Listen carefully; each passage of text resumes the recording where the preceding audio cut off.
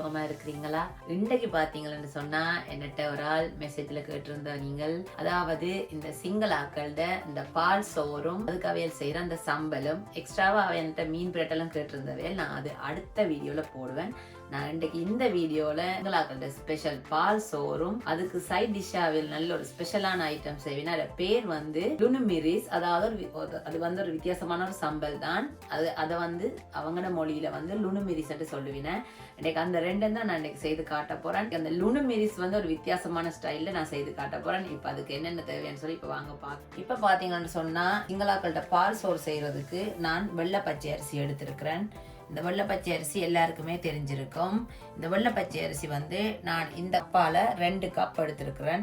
நீங்கள் உங்களோட வீட்டுல எவ்வளவு தேவையோ நீங்க அந்த அளவான கப்புக்கு நீங்க எடுத்துக்கொள்ளலாம். அடுத்ததா பாத்தீங்கன்னா இந்த பால் சோறுக்கு நான் இன்றைக்கு சேர்க்க போறது தேங்காய் பால். நான் ரெடி தேங்காய் பால் தான் எடுத்திருக்கிறேன். நீங்க வேணுமெண்டா வீட்டுல ஃப்ரெஷ்ஷான தேங்காய் வேண்டி திருவி நல்ல திக்கான பால் எடுத்தும் நீங்க பாவிச்சு கொள்ளலாம். இவ்வளவு தான் நாங்கள் இந்த பால் சோறு செய்யறதுக்கு தேவையான பொருள். அடுத்தது இந்த அரிசியை கழுவி எப்படி நான் இதை அவிய வச்சு செய்யறேன்னு சொல்லி நான் உங்களுக்கு காட்டுறேன். எல்லாருக்கும் பாத்தீங்கன்னு சொன்னா இந்த வெள்ளை பச்சை அரிசி தெரிஞ்சிருக்கும். நார்மலா நாங்கள் வந்து இப்ப யாழ்ப்பாணத்துல வந்து பாத்தீங்கன்னு சொன்னா சிவத்த பச்சை அரிசி பாவிச்சு தான் நாங்க பால் சோறு செய்யறாங்க. இந்த சிங்களாக்களோட பால் சோறு வந்து அவ எப்பவுமே வெள்ளை பச்சை அரிசியில தான் செய்வேன். நான் 2 கப் அளவு வெள்ளை பச்சை அரிசி எடுத்து நல்ல 2-3 தண்ணியில வடிவா கழுவிட்டு நான் எந்த கப்பால அரிசி எடுத்தனோ அதே கப்பால 4 சுண்டு, அதாவது 4 கப் அளவு தண்ணி விட்டுருக்கிறேன். இப்ப அடுத்ததா பாத்தீங்கன்னு சொன்னா இந்த பால் சோறுக்கு தேவையான அளவு உப்பு நான் இதுக்குள்ள போட போறேன். போட்டுட்டு ஒரு கலந்து விட்டுட்டு நாங்க இதை அப்படியே அடுப்புல வச்சு மூடி நல்லா அவிய விட போறோம். நான் இதை அடுப்புல வச்சு நல்லா தீய எரிய விடாம ஒரு மீடியம் அளவுல நான் அடுப்பை எரிய விட்டுருக்கிறேன். இப்ப நான் இதை மூடி இந்த அரிசி அவியும் தனைக்கும் இதை நல்லா அவிய விட போறேன். இந்த அரிசி அவிஞ்சா பிறகு நான் அடுத்ததா இதோட எப்படி தேங்காய் பால் சேர்த்து கிளறி எடுக்கிறேன்னு சொல்லி நான் உங்களுக்கு காட்டுறேன். அடுத்ததா இந்த முக்கியமான ஐட்டம் இந்த லுனுமிரிஸ், அதாவது இந்த சிங்களாக்களோட பால் சோறுக்கு அவையல் வச்சு சாப்பிட்ற அந்த நல்ல டேஸ்டான ஒரு சம்பல். அதுக்கு வந்து லுனுமிரிஸ் என்று சொல்லுவேன். நான் மேசக்கரண்டி அளவால 2 கரண்டி சில்லி ஃபிளேக்ஸ் எடுத்திருக்கிறேன்.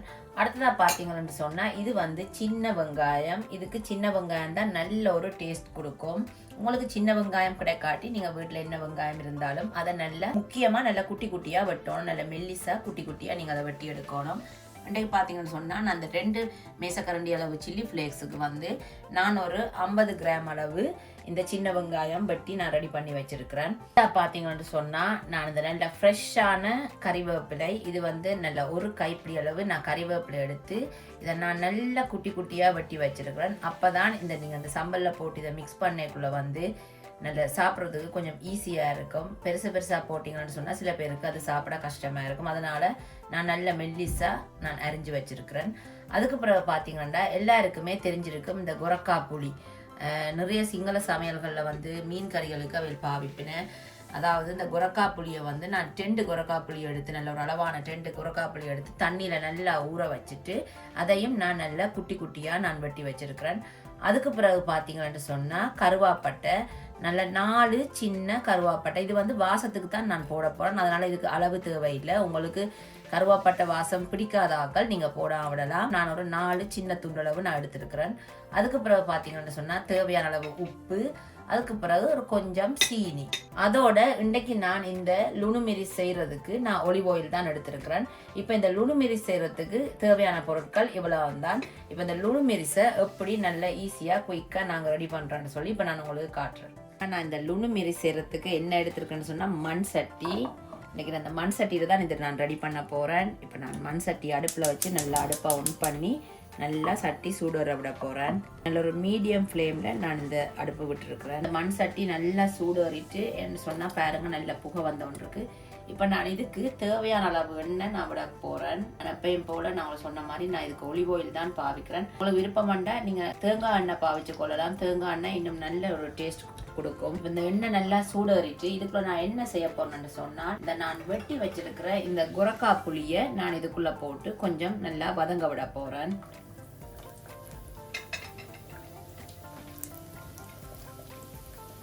இப்போ இந்த கொரக்கா புளி இந்த எண்ணெயில ஓரளவு நல்லா வதங்கி வரைக்க இந்த புளிப்பு தன்மை வந்து இந்த எண்ணெய்க்கு நல்லா இறங்கி வரும்.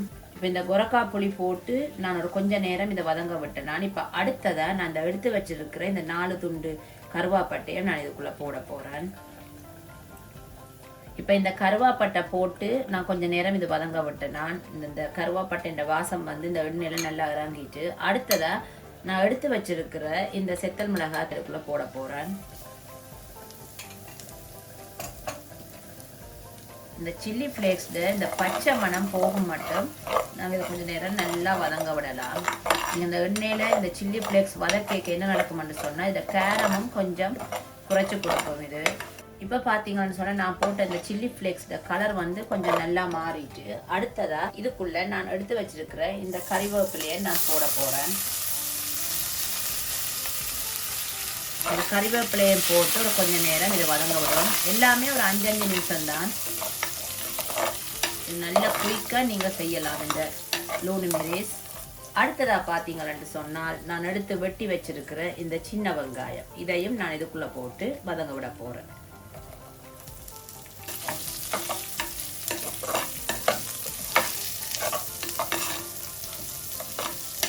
இப்போ பார்த்தீங்கன்னு சொன்னால் நான் வெங்காயம் போட்டு ஒரு 5 நிமிஷம் அதை நல்லா வதங்க விட்டேன். நான் அடுத்ததாக நான் எடுத்து வச்சிருக்கிற இந்த உப்பை நான் இதுக்குள்ளே போட போகிறேன். உப்பு வந்து நீங்கள் பார்த்து போடுங்க. முதல்ல கொஞ்சம் போட்டுட்டு வாயில் வச்சு பார்த்துட்டு உங்களுக்கு பத்தாட்டி நீங்கள் திருப்ப உப்பு போட்டு போடலாம். பார்த்தீங்கன்னு சொன்னால் இந்த நான் போட்ட இந்த செத்தல் மிளகாய் தூள் அதாவது இந்த சில்லி ஃப்ளேக்ஸ் பச்சை மணம் எல்லாம் நல்லா போயிட்டுது. அதே மாதிரி நான் வெட்டி போட்ட இந்த வெங்காயமும் நல்லா வதங்கி வந்துட்டு உங்களுக்கு பார்த்தாலே நல்லா தெரியுது. இந்த லூனிமிரிஸ் வந்து நல்ல ஒரு வித்தியாசமான ஒரு டேஸ்ட்டாக இருக்கும். இப்போ அடுத்ததாக நான் இதுக்குள்ளே எடுத்து வச்சிருக்கிற இந்த சீனியை போட போகிறேன். இப்போ சீனியை போட்டுட்டேன். இப்போ இதை நல்லா இருக்கா கிளறி விடுவோம். நாங்கள் போட்ட சீனி வந்து இந்த சூட்டுக்கு நல்லா உருகி என்ன நடக்கும்னு சொன்னால் இந்த கேரத்தின் அளவை கொஞ்சம் குறைச்சி கொடுக்கும். அவ்வளோதான் ஃப்ரெண்ட்ஸ், இந்த லூனிமிரிஸ் வந்து ரெடி ஆகிடுது. இப்போ நான் அடுப்பை ஆஃப் பண்ண போகிறேன்.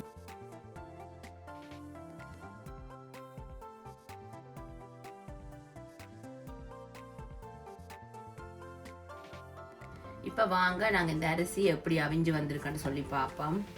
பார்த்தீங்கன்னு சொன்னால் நான் விட்ட தண்ணி எல்லாம் நல்லா வற்றி நல்லா அவிஞ்சிருக்கிறார்.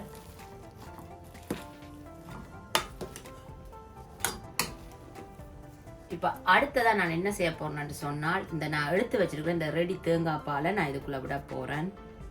எப்போவுமே இந்த பால் சோறுக்கு வந்து தேங்காய் பால் நல்லா நிறைய விட்டால் தான் அந்த பால் சோறுட வாசம் வந்து நல்ல சூப்பராக இருக்கும். நீங்கள் கொஞ்சமாக தேங்காய் பால் விட்டீங்கன்னு சொன்னால் அந்த சுவை அவ்வளவு நல்லா இருக்காது. பார்த்தீங்கன்னு சொன்னால் நான் ஒரு டின்னையும் அப்படியே நான் அதுக்குள்ளே விட போகிறேன்.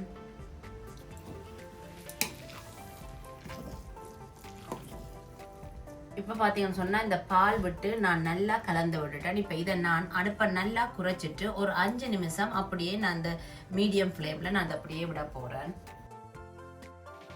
இப்போ பார்த்தீங்கன்னு சொன்னால் நான் தேங்காய் பால் விட்டு நான் மூடி வச்சேன்னா ஒரு 5 நிமிஷம் கழித்து இதை பார்ப்போம்னு சொல்லி இப்போ 5 நிமிஷம் ஆயிட்டுது. வாங்க இப்போ இதை எப்படி வந்திருக்குன்னு சொல்லி பார்ப்போம்.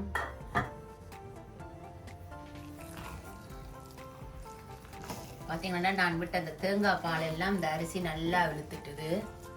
இப்போ இந்த சுவையான இந்த சிங்களவர்களோட பால் சோறு அந்த மாதிரி ரெடி ஆகிட்டு அவ்வளோதான் ஃப்ரெண்ட்ஸ். இப்போ நான் அடுப்பை நான் ஆஃப் பண்ண போகிறேன்.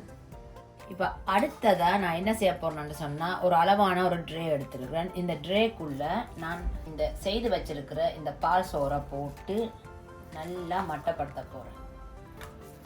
அப்போ தான் நீங்கள் அதை வெட்டி துண்டு போட்டு எடுக்கக்குள்ள நல்ல ஈஸியாக இருக்கும்.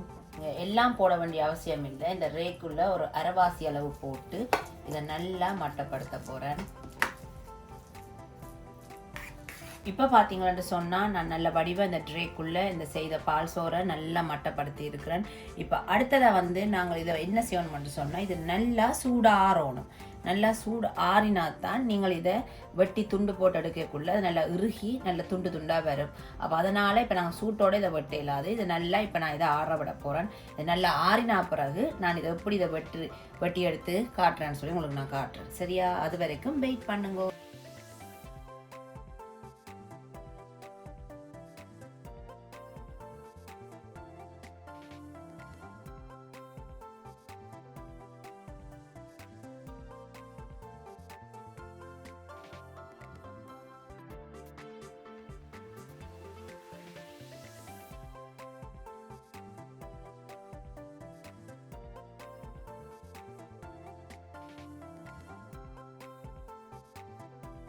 பார்த்தீங்கன்னு சொன்னால் இந்த சிங்களாக்களோட சும்மா சூப்பரான என்னது கிரி பத், அதாவது பால் சோறு சூப்பராக ரெடி ஆயிட்டுது. அதோட பார்த்தீங்கன்னு சொன்னால் அவன் மோஸ்ட் ஸ்பெஷலான ஒரு விஷயம் என்னென்னு சொன்னால் இந்த பால் சோறுக்கு அவள் செய்கிற அந்த லூனு மெரிஸ் அந்த சம்பல் தான் அதுக்கு வந்து ஹைலைட்டு. இந்த சம்பல் வந்து சும்மா ஒரு கொஞ்சமாக வச்சு தான் நீங்கள் சாப்பிடணும். ஏன்னு சொன்னால் இது சட்டியான ஒரு காரமாக இருக்கும். அதனால தான் சொல்கிறேன் எப்போவுமே இந்த அள்ளி போட்டு சாப்பிடக்கூடாது. இந்த பால் சோறுக்கு வந்து சும்மா ஒரு கொஞ்சமாக வச்சு ஒரு கொஞ்சமாக தொட்டு சாப்பிட்டா அந்த மாதிரி இருக்கும். இப்போ இந்த பால் சோறு எப்படின்னு சொல்லி இப்போ நான் சாப்பிட்டு பார்க்க போகிறேன். பாருங்க, இது நல்லா நான் அந்த ஒரு ட்ரேயில் போட்டு நல்லா ஆற விட்டபடியாக இது வந்து ஒரு கேக் மாதிரி வந்துட்டுது. என் அவையலும் அப்படி தான் செய்வினேன். அவன் பொது வருஷ நேரங்களில் ஆக்கள் செய்வினேன் சிங்கள பெருநாள்களுக்கு. பாருங்க, ஒரு நான் கொஞ்சமாக ஒரு சம்பலில் வச்சுருக்கிறேன். இப்போ இது எப்படி இருக்குன்னு நான் சாப்பிட்டு பார்க்க போகிறேன். சூப்பராக இருக்குது ஃப்ரெண்ட்ஸ்.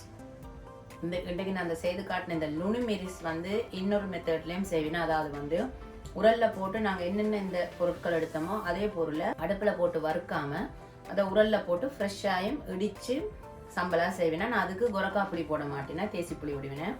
இந்த மெத்தட்லேயும் அவள் செய்வேன். அதனால தான் நான் இன்றைக்கு இது வித்தியாசமான மெத்தட்ன்றபடியாக நான் இந்த சம்பளை நான் இந்த முறையில் உங்களுக்கு செய்து காட்டியிருக்கிறேன். இதை நீங்கள் என்ன செய்யணும்னு சொன்னால் கட்டாயம் வீட்டில் செய்து பாருங்கோ. அப்போ தான் இதோட சுவை எப்படின்னு சொல்லி உங்களுக்கு தெரியும். நான் சொல்லி அது உங்களுக்கு விளங்காது. ஸோ கட்டாயம் இதை வீட்டில் இந்த பால் சோறும் இந்த லூனு மெரிஸ் இந்த சம்பலும் நீங்கள் வீட்டில் செய்து பார்த்துட்டு என்ன செய்யணும்னு சொன்னால் மறக்காமல் எனக்கு கமெண்ட்டில் சொல்லணும். அதே மாதிரி எனக்கு சப்ஸ்கிரைப் பண்ணுற புது எல்லாருக்குமே ரொம்ப ரொம்ப ரொம்ப நன்றி. நீங்கள் இவ்வளோ தூரம் எனக்கு சப்ஸ்கிரைப் பண்ணி சப்போர்ட் பண்ணியிருக்கிறீங்க. அதுக்கு நான் உண்மைக்குமே ரொம்ப நன்றி சொல்கிறேன். இதே மாதிரி தொடர்ந்து எனக்கு சப்ஸ்கிரைப் பண்ணி சப்போர்ட் பண்ணுங்க. ஆனால் முக்கியமாக என்ன செய்யணும்னு சொன்னால் இந்த வீடியோ பார்த்துட்டு லைக் பண்ணுங்கள். அதை கட்டாயம் செய்திடுங்க. அதே மாதிரி என்னுடைய வீடியோ உங்களுக்கு பிடிச்சிருக்குன்னு சொன்னால் நீங்கள் உங்களுக்கு தெரிஞ்சவங்களுக்கு ஷேர் பண்ணுங்கள். பிடிக்காட்டி பிரச்சனை இல்லை. இதே மாதிரி நான் இன்னும் வித்தியாசமான ஒரு வீடியோட நான் உங்களை சந்திக்கிறேன். அது வரைக்கும் நான் போய் சாப்பிட போகிறேன். பாய்.